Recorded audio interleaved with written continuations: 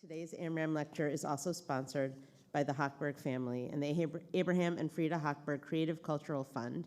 And so again, I want to thank Phil, their son, daughter Marilyn, who's not here with us, but also granddaughter Abby and her husband Stephen, who are here for their ongoing support of the Amram Scholar Series and choosing each year very intentionally a special lecture to support. And you'll hear a little bit of that connection a little bit later. As many here know, Phil was the stadium announcer for the old Washington Senators, or former, I should say, Washington Senators, and a consultant on sports to Smithsonian Associates, as well as a longtime attorney in the sports field. Phil and his late wife, Jane, were strong supporters of opportunities like the Amram Scholar Series to bring adults together for deep learning and thoughtful dialogue on a range of issues relevant to our congregation and community. This morning, we will have the opportunity to hear from Dr. Hasia Din, who will share a bit about her book, Opening Doors, The Unlikely Alliance Between the Irish and the Jews in America, after which we'll have an opportunity for Q&A and conversation. And at the conclusion of our program, Dr. Din will be signing books. Again, we're grateful to the Jewish Book Council for helping to make this program possible. Hasia Din is a professor of American Jewish history and former chair of the Irish Studies program at New York University. She is the author of numerous books on Jewish and Irish histories in the U.S., including the National Jewish Book Award-winning We Remember with Reverence and Love, which also earned the Saul Vein Prize for Most Outstanding Book in American Jewish History, and the James Beard finalist, Hungering for America. Diner also has held the Guggenheim and Fulbright Fellowships and served as director of the Gorin Center for American Jewish History. She received her BA from the University of Wisconsin and earned a master's, as I did, different topics from the University of Chicago, and received her PhD from the University of Illinois at Chicago. Her dissertation was in the Almost Promised Land, Jewish Leaders and Blacks, 1915 to 1935. I first came to know Dr. Diner's work soon after I was ordained in 2001 when she published Her Works Praise Her, A History of Jewish Women in America from Colonial Times to the Present. As a student and lover of history and as a woman coming into a role as a rabbi, that her book really spoke to me and connected, and I hope, and I know many of you are here today for the sake of learning, but also because of the topic and the connection, and we are really thrilled to welcome Dr. Hasia Din to Washington Hebrew. You're welcome.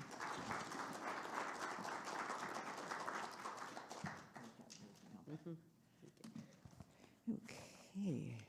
Well, I want to thank Rabbi Shankman and the staff of the Washington Hebrew congregation, Marcia Humphreys, I don't know if she's present, but very helpful in making all my arrangements, and to the Hochberg family. And, you know, as a historian and as a, I guess, scholar, I feel maybe that's a little too pretentious, I really appreciate people who see the importance of supporting this kind of work. And at a time when the humanities are in such danger, to have people from the community say this is important really drives home, I think, a very important message.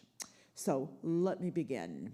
So a songwriter duo, composers who churned out many tunes on New York's Tin Pan Alley, William Jerome, who was born William Flannery, of Irish-born parents, and Jean Schwartz, a Jewish immigrant from Hungary, produced in 1912 a very silly, lighthearted piece, but one which I think provides a nice historical context for us. The song was called "If It Wasn't for the Irish and the Jews." Okay, and I promise I am not going to sing any of it for you. You will be happy about that. But in this piece, they extolled America, which they called Yankee Land, as the only place where they, this creative pair, a Jewish immigrant and the child of Irish immigrants, could collaborate and make music. Along with so many of the Irish and the Jews who I will be talking about, they said in the song, they drove away the blues, okay, and according to the lyrics, transformed the little USA. So here's a bit of the song, and I think you can get it on YouTube. I just returned from Europe. I've seen London and Paris, and I'm glad to get back home to Yankee Land. In fact, the little USA looks better to me. It's a real place that real folks understand. But still, I often sit and think, what would this country be if we hadn't men like Rosenstein and Hughes? We'd surely have a kingdom, but there'd be no democracy if it wasn't for the Irish and the Jews. Okay, what would this great Yankee nation really ever do if it wasn't for a Levy, a Monahan, or Donahue? And they go on with examples of Jews and Irish in the same enterprise.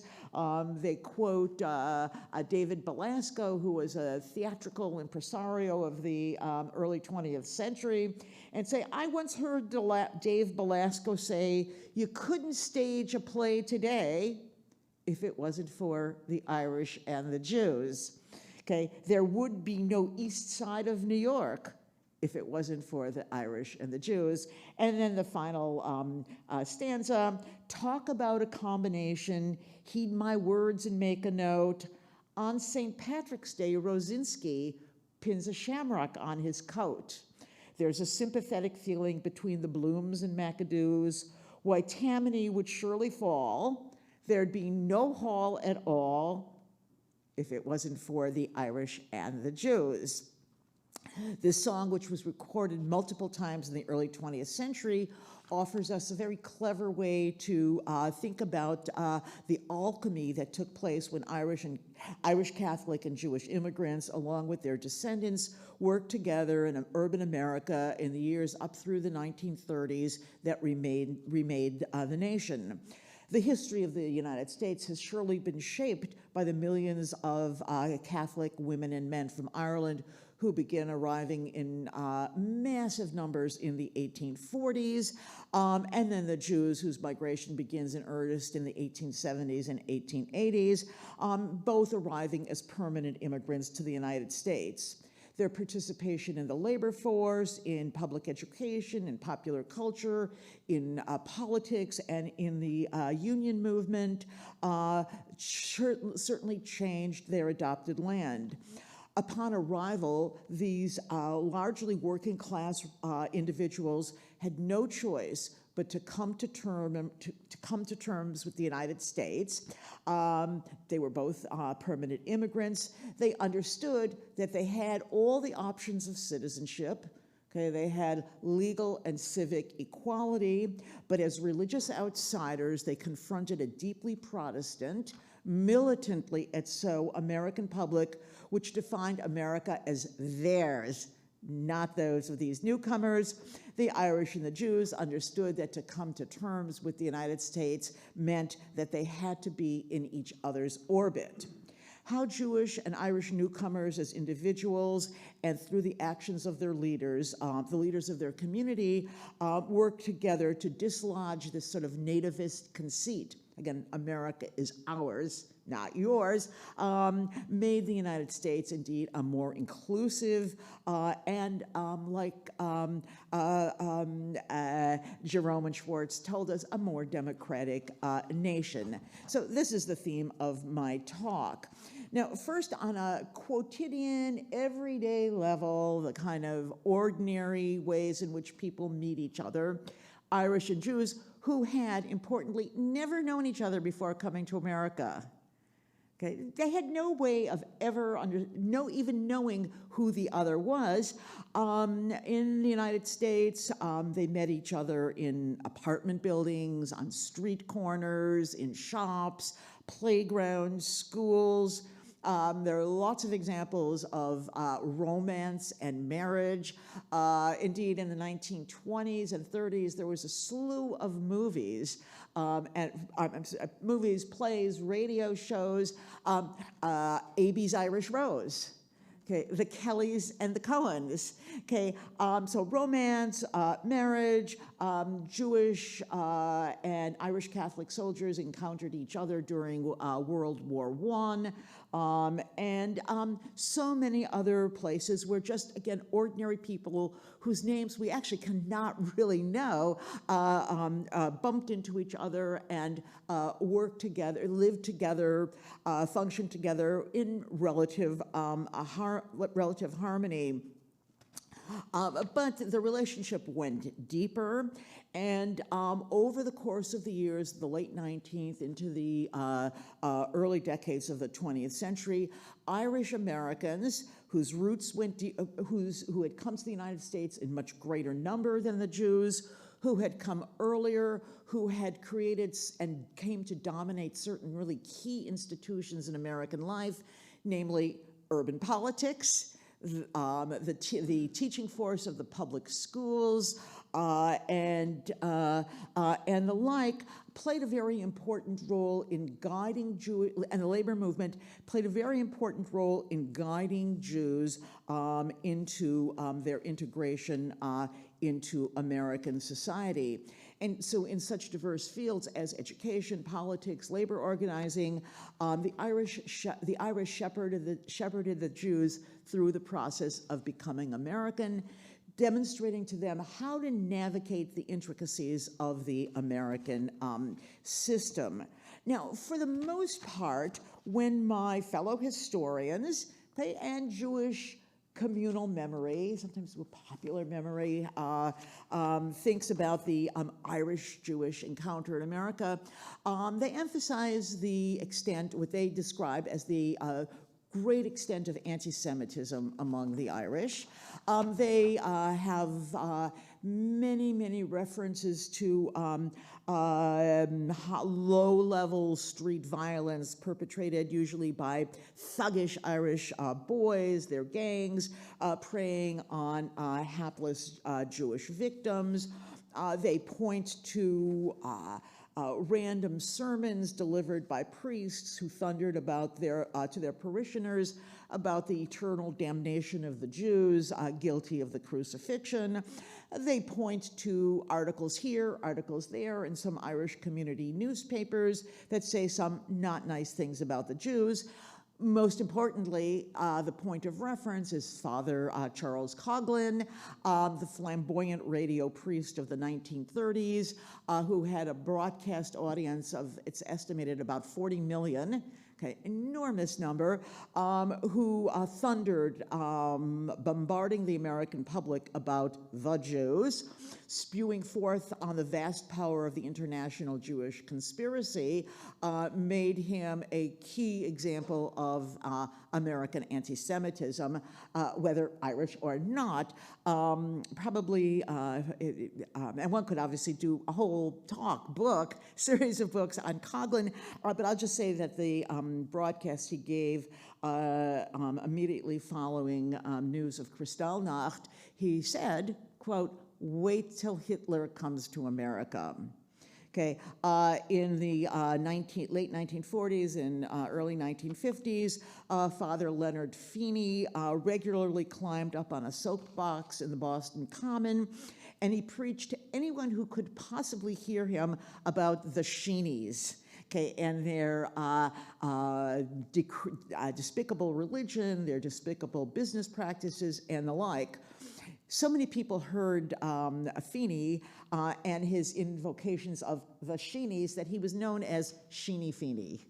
Okay, but having said all these, and these things all happened, okay, but they're not the only story, and I want to offer a very different narrative about the Irish-Jewish encounter in America. So I'm going to divide this into a few different topics or themes. And the first we might call the Irish as the defenders of the Jews. So in the 1860s, 70s, 80s, Rabbi Solomon Schindler of Boston's congregation Ohabei Shalom, great intellectual force actually in the Reform movement, and defender of the Jews locally, nationally, and internationally, turned at numerous times to the editors of the Boston Pilot, John Boyle O'Reilly, and his successor Geoffrey Roach, both born in Ireland, both active Irish nationalists, editors of the Pilot, to lend their voice to the defense of the Jews. That is, Schindler felt less than empowered to speak out against anti-Semitism, given the small number of the Jews in Boston, given the small number of Jews in the United States, but felt that he had much to gain by asking O'Reilly and Roach to speak for him, and as such, to speak for the Jews. These two Irish Catholic editors could, in the name of the Jews, and did in the name of the Jews and at Schindler's behest, lash out against them those whom he perceived as the antagonists and enemies of the Jews. The fact that most of the local enemies, as defined by Schindler or by O'Reilly, happened to be the elite Boston Yankee, Brahmin, kind of upper class, many of them associated with Harvard, gave them a great deal to work with. And every time there was an incident a negative incident affecting somebody a Jew in Boston, it was O'Reilly and then Roach who pointed out that that person was from the elite, from the Brahmins. Now, this was not an isolated Boston story, but has a New York chapter as well.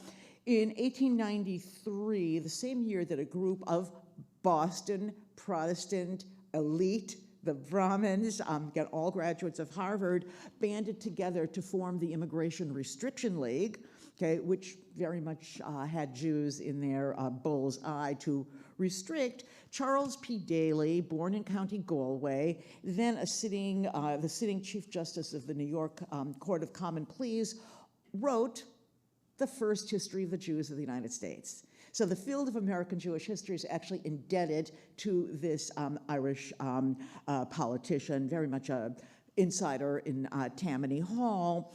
In that year, his book, The Settlement of the Jews of North America, was published by the American Hebrew, a prestigious publishing house which also sponsored a well-respected monthly newspaper of the same name.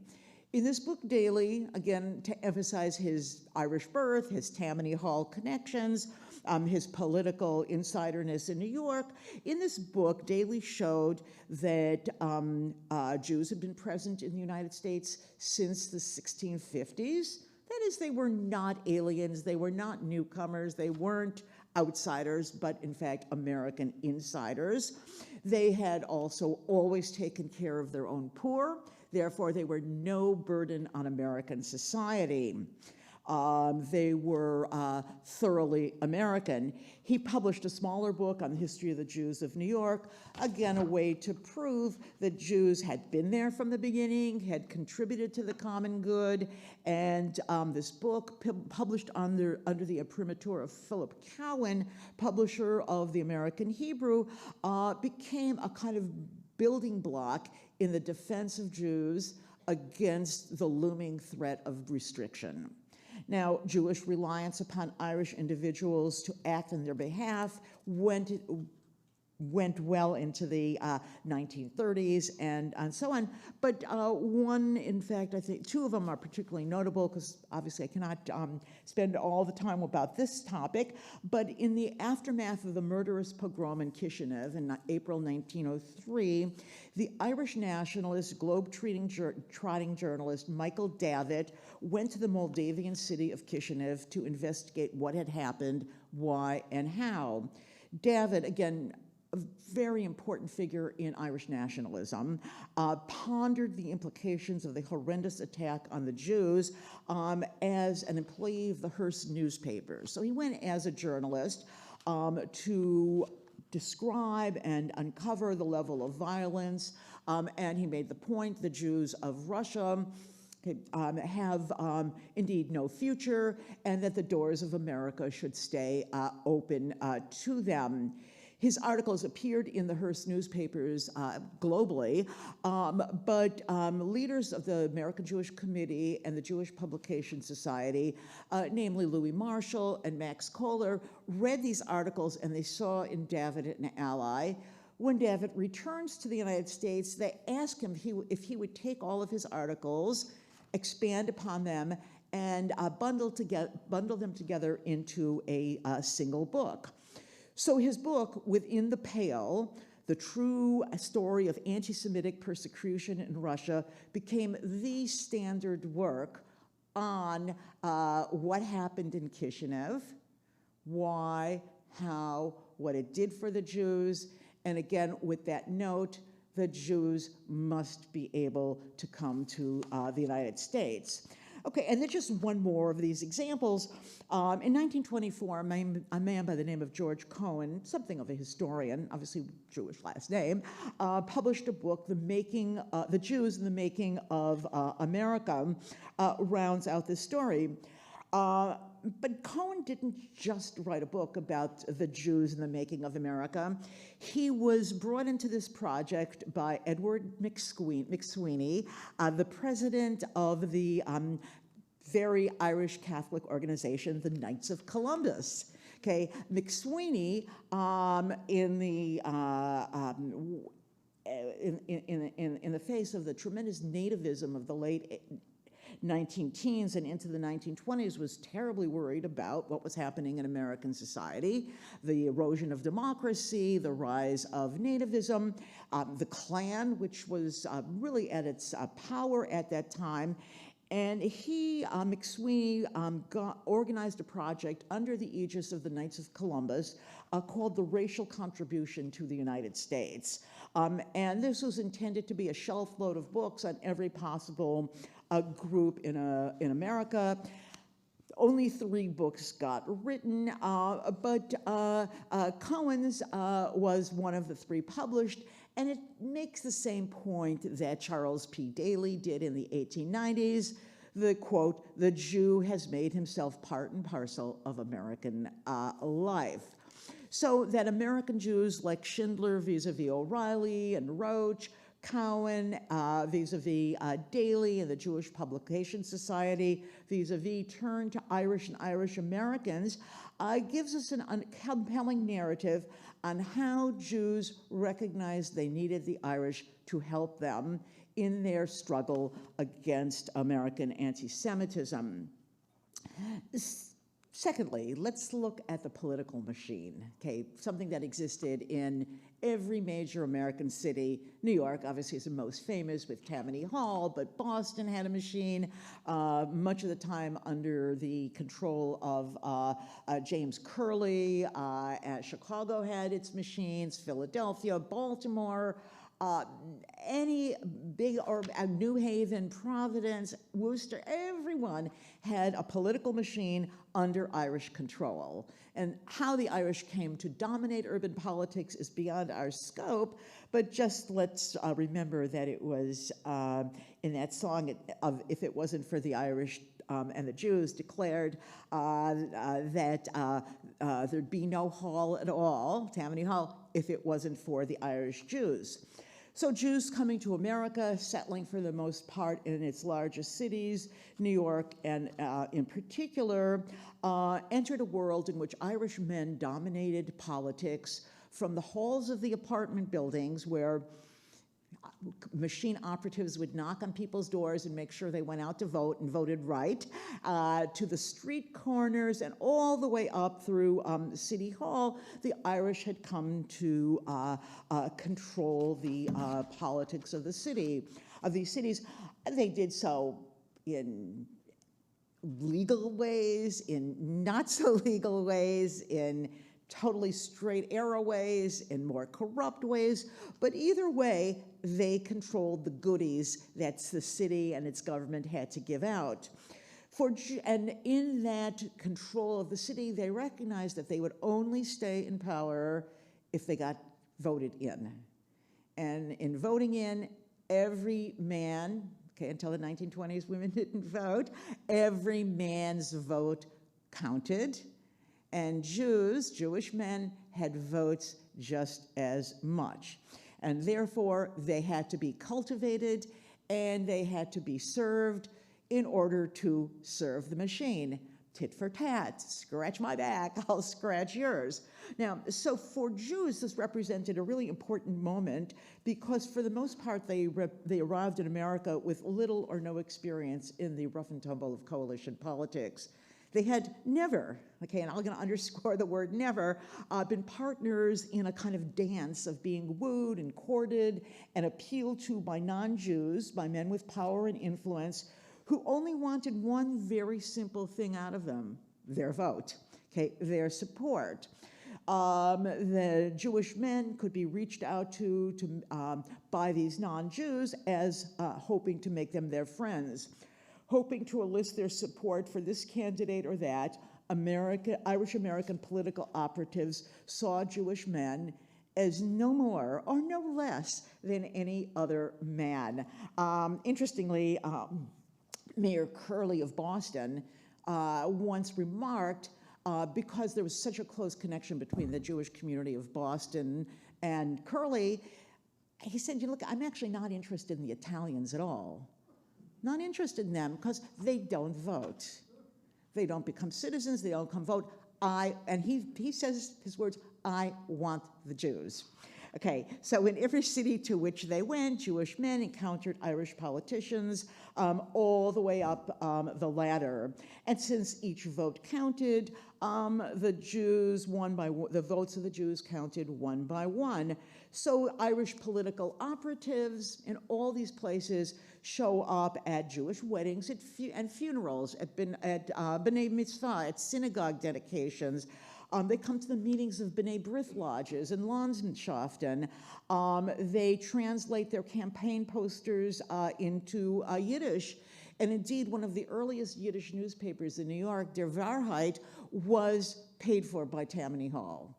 Okay, now the other Jewish journalists thought it was trash, but here's a newspaper that told the news of the world, told the news of America, told the Jewish news in Yiddish, paid for by Tammany Hall. Now, needless to say, the coverage of Tammany Hall was very positive in the Wahrheit, the way it wasn't, let's say, in the socialist forward, but there was the Irish reaching out to the Jews. Actually, one of the, just again, there's so many examples of this, but there's a very important boss of Tammany Hall named Big Tim Sullivan. And in his days, Big Tim, or one of his lieutenants, every Monday and Thursday set up a little table in the vestry or in the vestibule of Beis HaMedrash HaGadol on the Lower East Side. And so when the men coming out of services, maybe they'd gone for a yortzeit or for Kaddish or just for Shacharit, they would come out and there would be Big Tim sitting and greeting them and saying, what do you want? What do you need? What can I do for you? Do you need coal? Do you need shoes? Do you need any kind of help? The papers of one of these men named Johnny Ahern, who was a Manhattan Borough president and city councilman and also spent some time in jail for some corruption here and there. Johnny's notebooks are full of letters from Jewish constituents Johnny, dear Johnny Ahern, my son Abe or Jacob or Max is in jail, and I wonder if you can talk to the Department of Corrections to get him out for the on a pass for the Passover holiday. And there's Johnny's letter to the head of the Department of Corrections. My constituent, Mrs. Abramowitz, okay, needs this help. And one could not contain the number of letters Johnny has between the individual Jewish constituents. And at one point, he indeed tells the Kosher Poultry Association of New York that he would represent them at their, in a squabble with the Jefferson Street Market. So here's Johnny O'Hearn, couldn't care less about kosher chicken, okay, but he goes to speak for the kosher butchers. This was no reflection of a belief in cross-ethnic solidarity, of cultural pluralism, of multiculturalism, but rather it was hard-nosed, political, canny. Jewish men had what it took, and the Irish pals, okay, the Irish guys recognized the Jews as good and loyal if they got theirs. Okay, next, in a different sector of American life, the matter of labor unions. So the Jewish immigrants who came to America, particularly after the 1870s, streamed into the sweatshops and garment factories of New York and the other large cities. They faced dismal conditions in terms of pay and working conditions, and their goals for achieving economic security were constantly in jeopardy. And out of that outrage, immigrant Jewish women and men embraced unionization. The International Ladies Garment Workers Union, founded in 1900, and the Amalgamated Clothing Workers, which made men's clothing, organized in 1914, provided them with powerful tools to improve the quality of their lives. Names like David Dubinsky, Sidney Hillman, Rose Schneiderman, Bessie Abramowitz, Fania Cohn, Pauline Newman, and so many more are kind of heroes in American Jewish history, at least for those who are interested in progressive causes. And every single one of them achieved their skills, learned their skills on how to organize from Irish mentors. That is, they came to America with no real tradition of labor union organizing. The Bund, founded in Vilna in 1897, had close to no impact until well into the 1920s.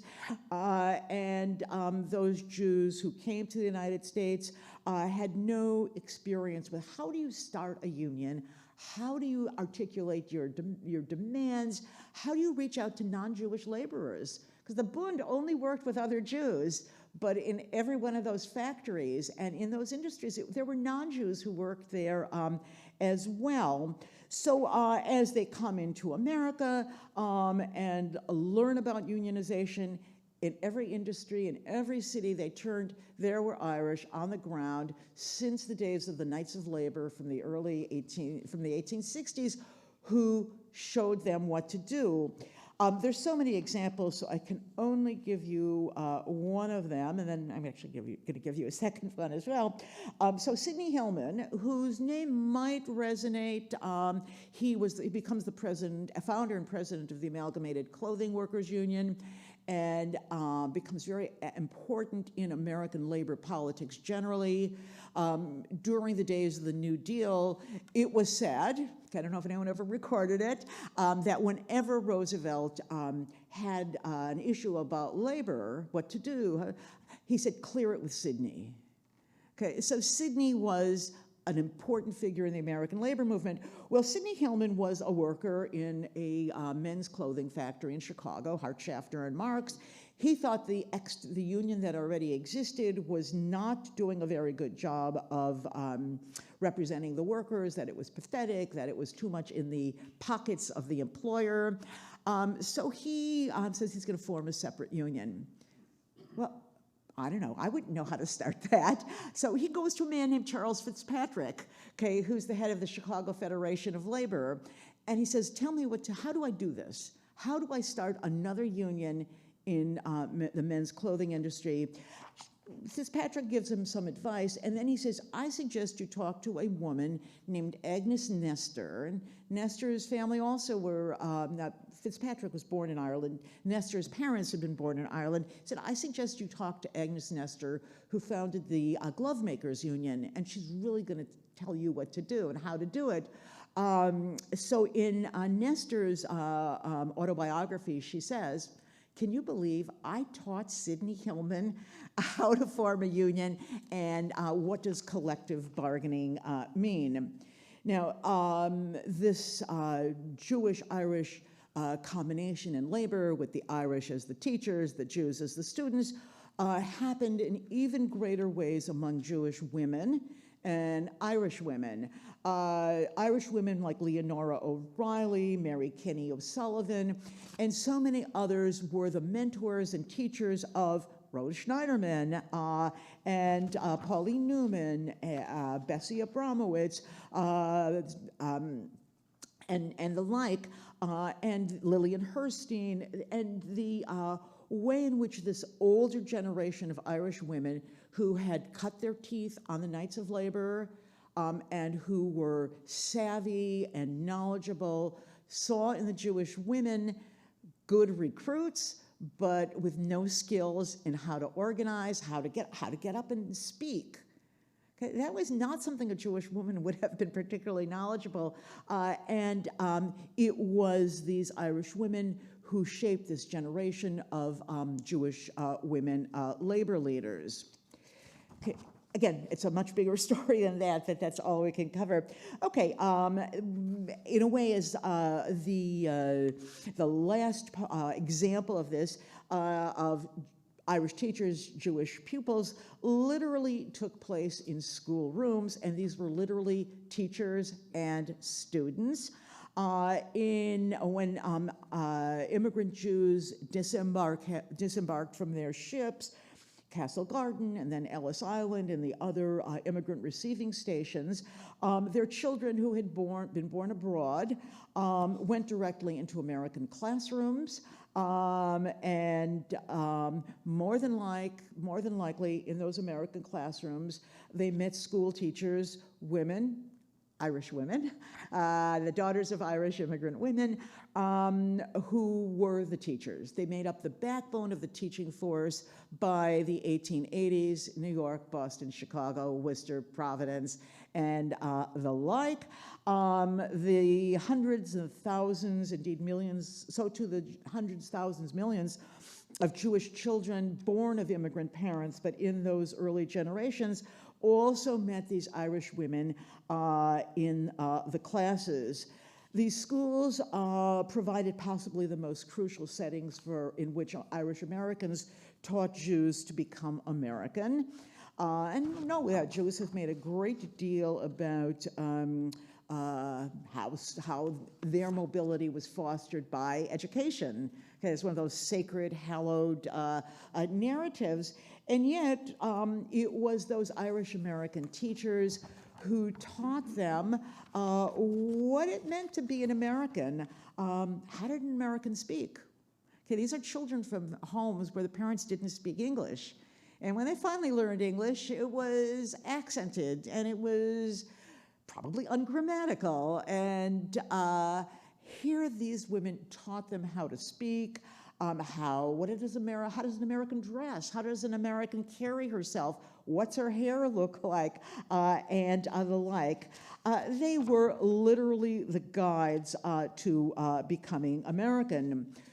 Again, many of the memoirs and autobiographies of American Jews who came out of this talked about the awe that they had looking at these women in their clean, very stylish clothing, although they were the daughters of usually women who had been domestic servants and the fathers had been unskilled labor.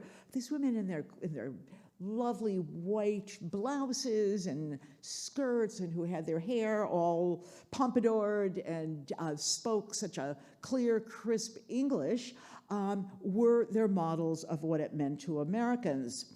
To the Jewish immigrant children, fresh from Lithuania, Ukraine, Belarus, Galicia, and elsewhere in Eastern Europe. And what we know, they're awestruck parents as well, who knew no English. These women functioned as the standard bearers of American culture. They led the children in the Pledge of Allegiance. They led them in the singing of patriotic hymns. They taught them about Thanksgiving and Lincoln's birthday and Washington's birthday, taught them arithmetic and science and social studies and all that. A lot of the Jewish memoirs talk about being taught to memorize Longfellow poems. And that seemed to be a real standard of American education in the 1900, 1910.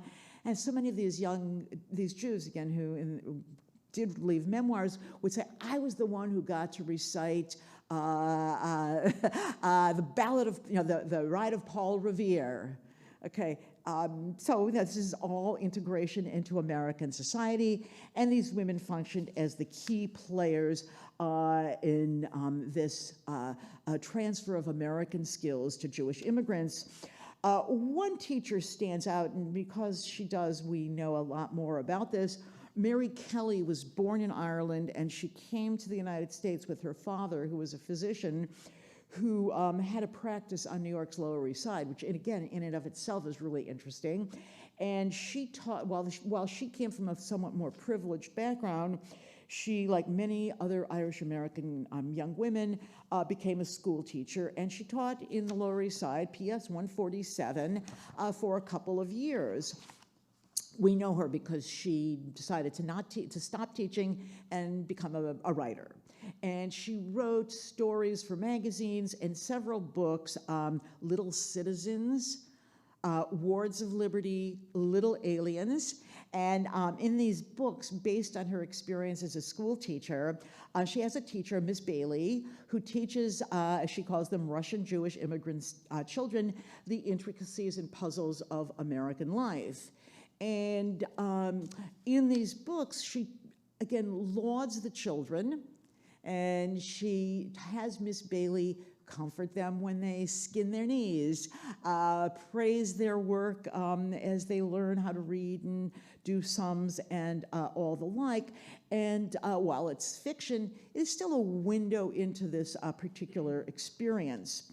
One woman who left an oral history met Irish teachers in a slightly different capacity. So this woman, she had been interviewed for an oral history.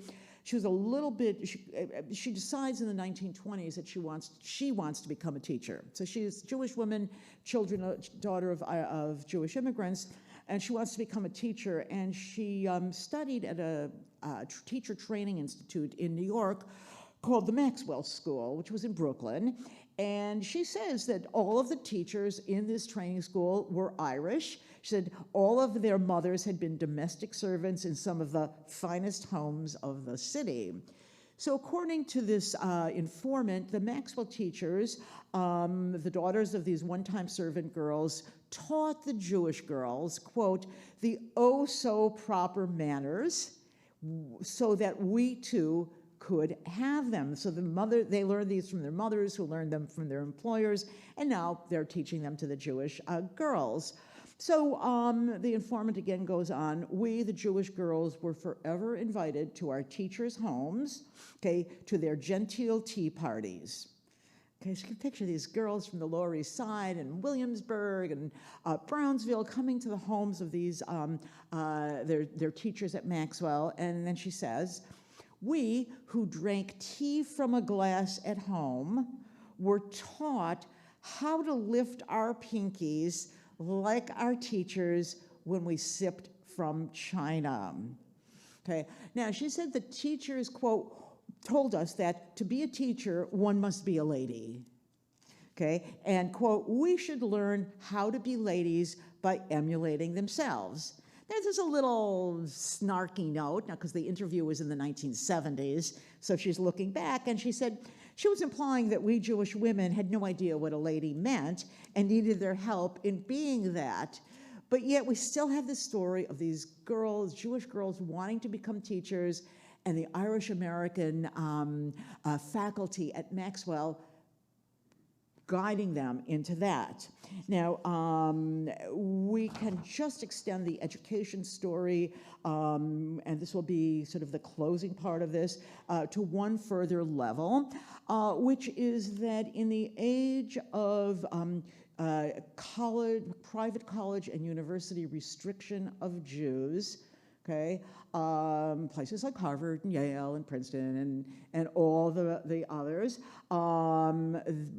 took place again beginning in the 1890s, but really comes to a head in the 1920s. In 1922, in fact, when Harvard announced its quote on Jewish students, in that same era and beyond, it was Catholic schools, all founded by Irish clergy with Irish boards of trustees, mostly Irish faculty who opened their doors to the Jews. Fordham, Georgetown, Creighton in Omaha, Providence College, St. John's, and the like became major funnels for young Jewish, mostly men, who want to go into medicine, pharmacy, law was probably the most important business, and the like.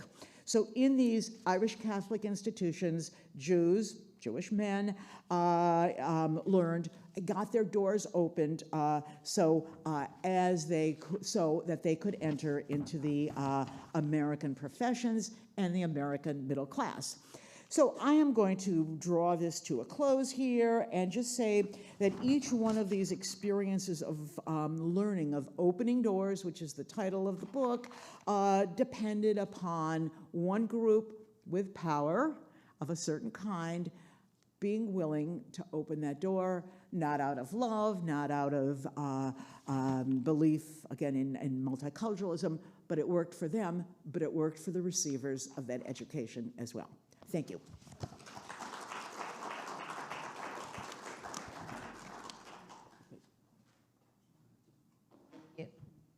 Thank you so much. Before we open it to questions from those of you seated here, first of all, thank you. As we spoke about last week, you know, I was a history major, have a deep love of Jewish history and American Jewish history. And this was a eye-opening in many ways. There are aspects of in your book that really were not part of common, at least not something that I had learned. Certainly was familiar with some of the social connections. And I guess the first question is, given the fact that often when we talk about Irish Americans and American Jewish history, often the experience is one of anti-Semitism. You mentioned Father Coughlin of fame, and certainly recently drawn up again and raised in recent politics. So I'm curious why this history that you've shared with us was suppressed for many years. Okay, so is this on? Okay, I have a very loud voice. Anyhow, yeah, so the history was suppressed, and I have to say that I was not particularly informed about much of this, and circumstances sort of pushed me into doing this research, and I was shocked. Okay, I thought, my God, everything I had been taught, it's not that it was wrong, but it was only one part of the story. Okay, everything that I had heard was, yeah, I mean, it was an aspect, but the history is broader and deeper, and I would say richer. So I think that the first real generation of American Jewish historians who enter into the academy and begin to write the history of the Jews in the United States, other than Charles P. Daley, that it's really in the 1950s and 60s that you have a group of historians who have academic positions who are writing the books that we all read, and that read for comprehensive examinations that we thought were accurate, were often people who had grown up in the 30s.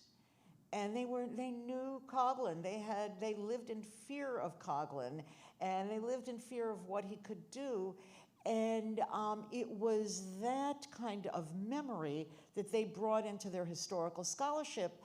I mean, I think, without, I don't know if it's going to be controversial or not, but I think generally Jewish historians have been kind of more interested in anti-Semitism than they've been interested in those other aspects of Jewish life in a variety of places. And well before my time entering the profession, the great Jewish historian Saul Vein, who begins teaching at Columbia in 1929, says that Jewish historians and Jewish communal memory has always pointed to what he called the lachrymose, the teary aspect of the Jewish past, and avoided and not paid as much attention to the much longer durée of Jewish, non-Jewish, it's not necessarily friendship or love, but getting along. And, so when I saw this, I thought I remembered Vein, and Vein saying, don't just think about the lachrymose, but look at what was more common. The other aspect that was really interesting, particularly in this section on the labor movement, was the way in which Irish women and Irish men lifted up Jewish women and Jewish women's voices at a time when, yes, there was the suffragette movement was ongoing, but really turned to Jewish women to help make that change. It was remarkable. Absolutely. And so one of the, again, it's obviously a rich, complicated story, but many of these Jewish women, like Rose Schneiderman and Pauline Newman, worked for or were involved with unions which were dominated by Jewish men. Okay. And I don't know if you can tell where this is going to go, but they were convinced, and they were right, that the Jewish men didn't think that women had a role to play in union leadership. And that they thought the women, that's not what women are supposed to do. And it was these Irish women and some of the Irish men who give them the strength to say, you've got to persist. Okay, and Leonora O'Reilly, who I mentioned, sends a letter to Pauline Newman and to Schneiderman, and she says, look, I know you have love for your people, but when it comes to the union, you have to think about the women. Okay, and that in this sort of rub between the Jewish male leadership and the voice of women in the union, and the fact is the women made up such a huge part of the workforce, you have to think about the women. Yeah, that it's in a way, again, something I hadn't thought about. And I'd written that book about Jewish women, and that just sort of went over my head.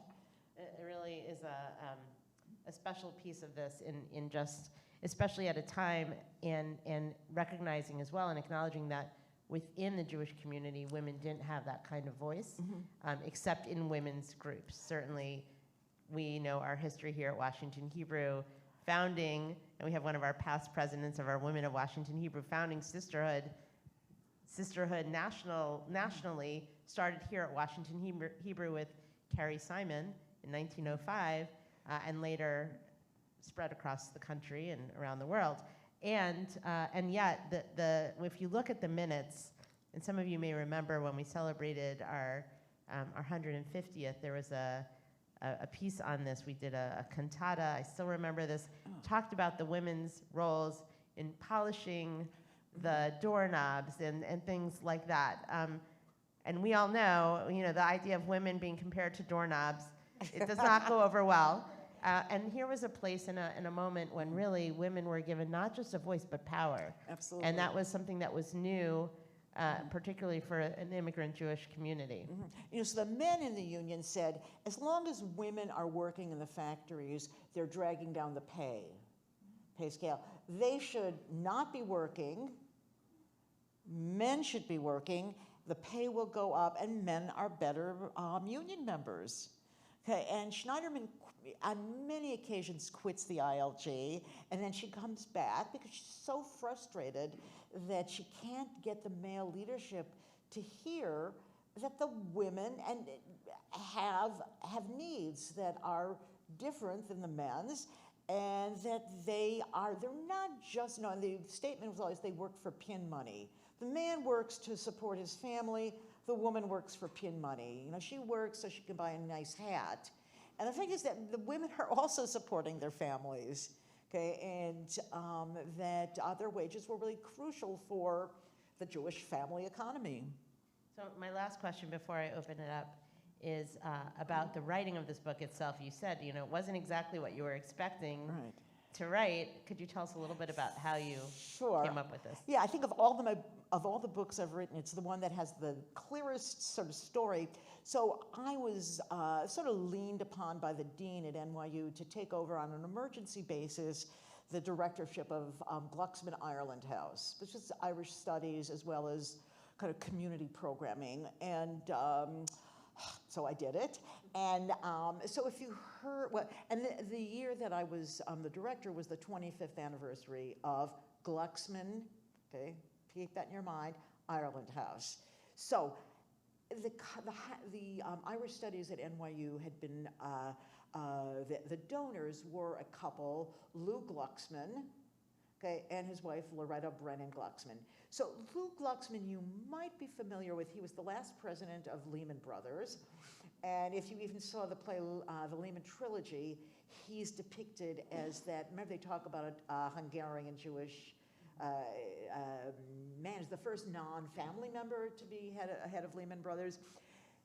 So, it was this Irish-Jewish connection, Lou and Loretta. So the people at Ireland House, before I took over, takeover is probably way stronger than what I did, had decided that the 25th anniversary programming would be in honor of Lou and Loretta, and therefore the Irish-Jewish connection in America.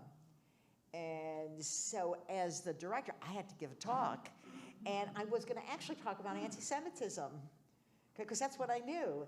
And yet every sort of layer I uncovered, every page I turned, buried in it was this other story. And just for the purposes of that one talk, I had to completely redefine what I understood that relationship to be, and to say that, again, these were way more transformative in the history of American Jewry, the labor movement, public education, the defense of the Jews, politics, than some street gangs beating up Irish boys beating up Irish kids, Jewish kids. Again, the other happened, but the ones I was looking at were the determinative ones in terms of what was the arc of American Jewish history. Thank you. I want to open up for those who have questions.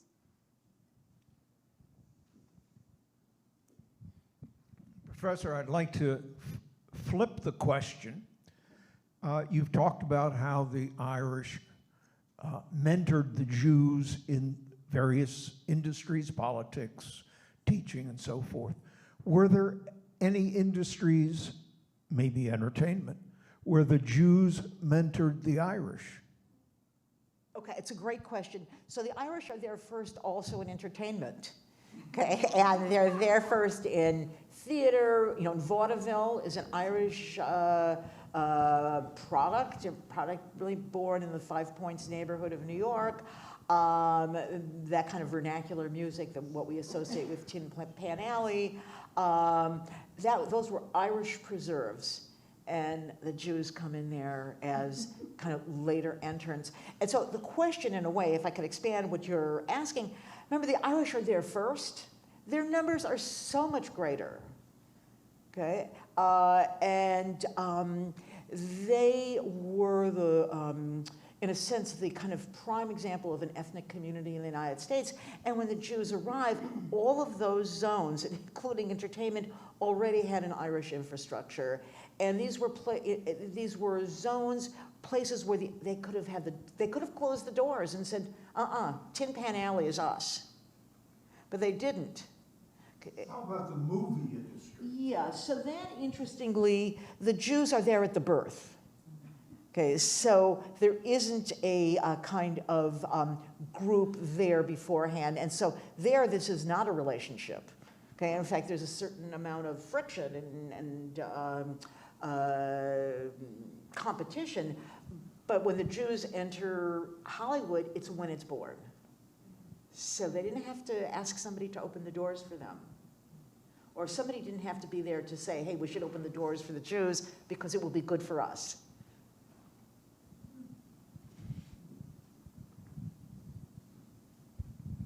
This was fascinating, thank you. You talked about Irish women teaching immigrant Jewish girls proper American behavior, how to be ladies. Was there parallel instruction for boys?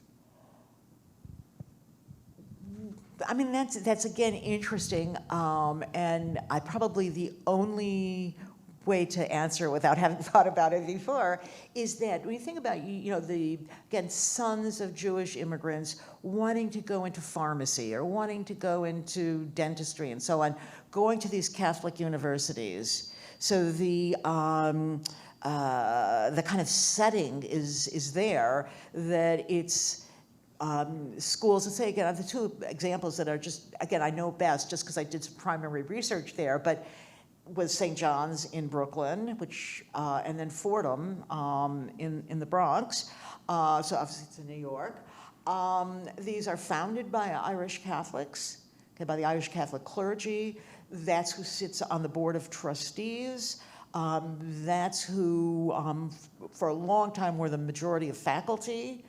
And so they open their doors to Jewish students. Fordham's law school is about 50%, as St. John's also, about 50% Jewish by the 1930s. And the same with St. John's. And Fordham, by the 1930s, has a Jewish dean of the pharmacy school.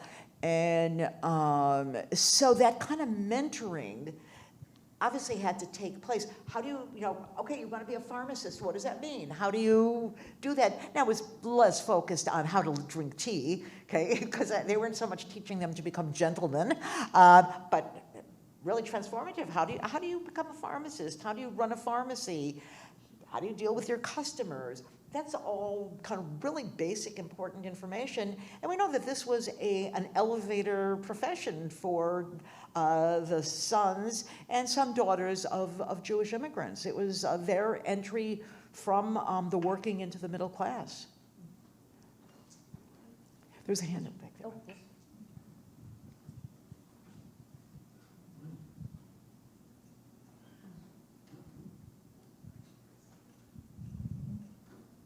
Father Conklin has always been a fascination of mine.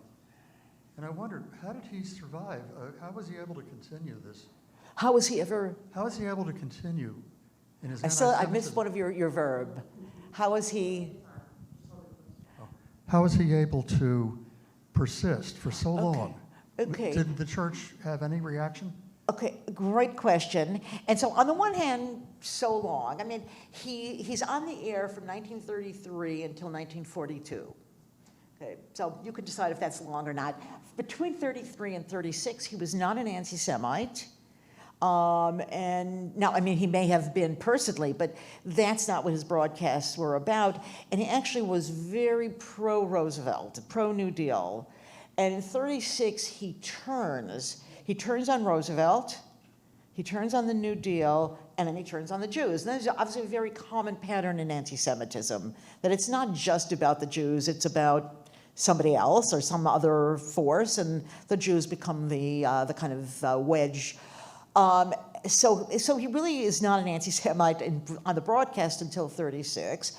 And from the minute he starts this, there is opposition to him from within the Catholic Church. There is no question about that. And when he gives that broadcast, for example, on right after Kristallnacht, the next broadcast on that same radio station were a group of Catholic, all Irish Catholic laymen, as well as clergy, challenging everything that Coughlin said. And they say, Coughlin's a liar. What he's saying is not true. It's just not true. Jews are not the communists, nor are they the ones who own the banks, who caused the Depression. They say that if Coughlin is allowed to continue, he's going to harm the Catholic Church because half of our people are going to leave, which again tells us he wasn't necessarily everybody's darling. And they said if he continues, the Protestants, that is the American public, is going to keep thinking about us Catholics, as medieval bigots. We have to silence him. And so they begin from, again, 37, 38, a campaign to get the church to shut him up. They can't. I mean, he has the right to say, you know, this is country, I'd say fortunately, free speech. But by once the United States enters the war, then he is silenced because of wartime censorship. And he is taken away from his parish and is silenced. So it took a while, but there was always opposition to him from within the Catholic ranks. Let's see, do we have any other, did you? I'm curious to learn from you. Thank you, by the way. I learned a lot today. I'm curious to learn about whether my personal experience is typical or a fluke. My grandmother came to America with her family when she was young and landed in Albany, New York, which is primarily Catholic, Irish Catholic. As the Depression hit, she wanted to do more for the people who were hungry and starving, and she couldn't get the synagogue to do anything. In those days, that was a place of learning and prayer. But she knew her neighbors, the Clooneys, an Irish-American family, had a daughter who was very active with the Sisters of Charity. So she approached the nuns, she worked there, and they taught her how to set up a soup kitchen, how to do outreach and provide shelter, which she then took back to the congregation. I'm wondering, with all the things you've shared with us today about how the Irish taught the Jews, whether they also shared with them, not just with my grandmother, but more globally, how to take care of their own, which is now such a fundamental part of our view of Tikkun Olam. Okay, well, I wish I had talked to you while I was writing the book. That would have been great, and then if I could somehow verify it. Well, you know, in a way, yes. Now, obviously, Jews come to the United States with a long history of Bikur Cholim and Hachnas. You know, so it's not like completely out of but how to do it in an American context. Exactly. And so, while again, that is such a great story, I'm going to go back in time and say when the kind of Jewish elites of New York in the late 1840s, early 1850s are trying to build a community. So this time the migration is primarily from the German-speaking lands. One of the things they see is that the Catholics, again, all Irish Catholics, have built hospitals. And these are marked as Catholic hospitals, but serve the public as well. Okay, and so the first incarnation, the first Jewish hospital in New York in 1852, which becomes Mount Sinai, is called the Jews' Hospital. But in their minutes, they say, we should do it like the Catholics and make it clear that anybody can get help here. So from the Jews' Hospital, okay, to Mount Sinai. Now, what is Mount Sinai? But it's the place where the law for all human beings, the great ethical code, is inscribed. Is such an amazing journey. And they saw what the Catholics were doing. And in some of the Jewish communal, again, records, they talk about how much is going on in in the Irish Catholic community in terms of providing service. And again, I actually take it even to a slightly later time, although actually while you're in this Depression era. So Mordechai Kaplan, in his great tome, That's the founding document for the Judaism as a civilization. He specifically says it's the Catholics who have figured out how to build full service communities for their people. Okay, and if only we could do that like them. So, but again, your story as on a very personal level is amazing. Thank you. You know, one of the things that's fascinating as we close, and we'll have time for Dr. Diner to sign books out in the atrium.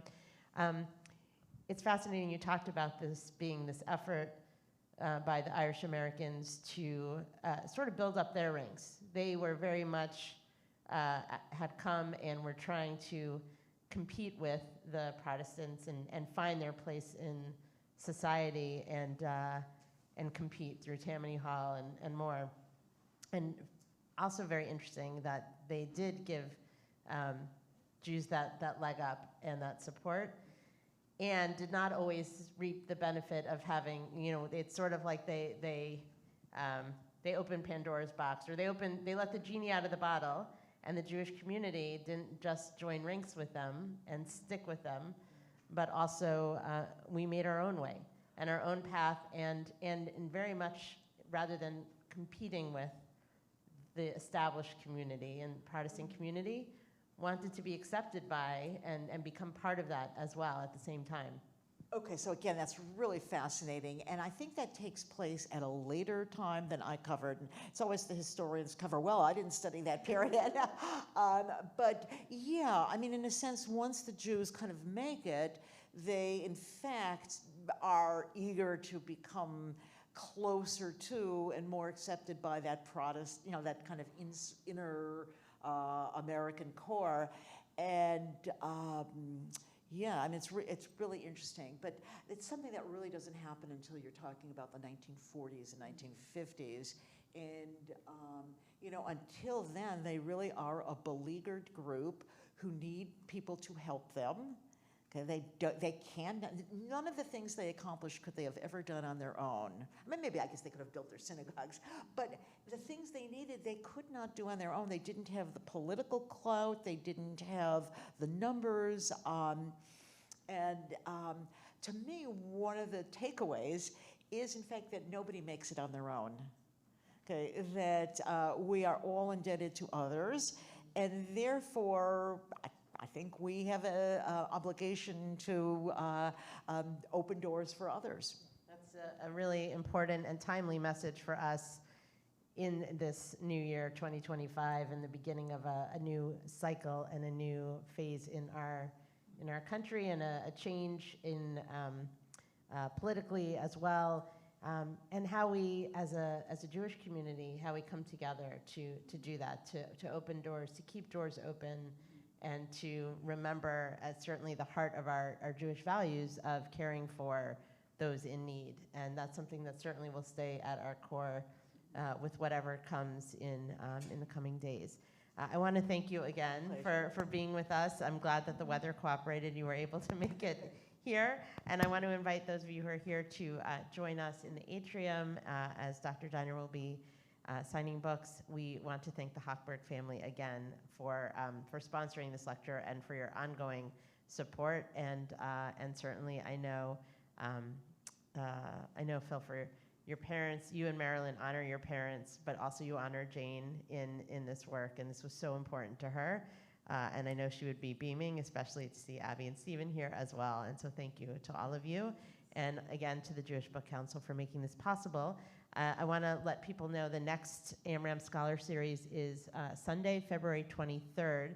And our speaker will be Rabbi John Rosoff. Some of you may remember him. He was an assistant rabbi or associate rabbi here in 1986 to 88. He's been out on the West Coast for the rest of his career. And a very interesting take and look at not just his rabbinate, but also looking, again, timely, how we as an American Jewish community interact with our connection to Israel, and sharing his own perspective and his experience.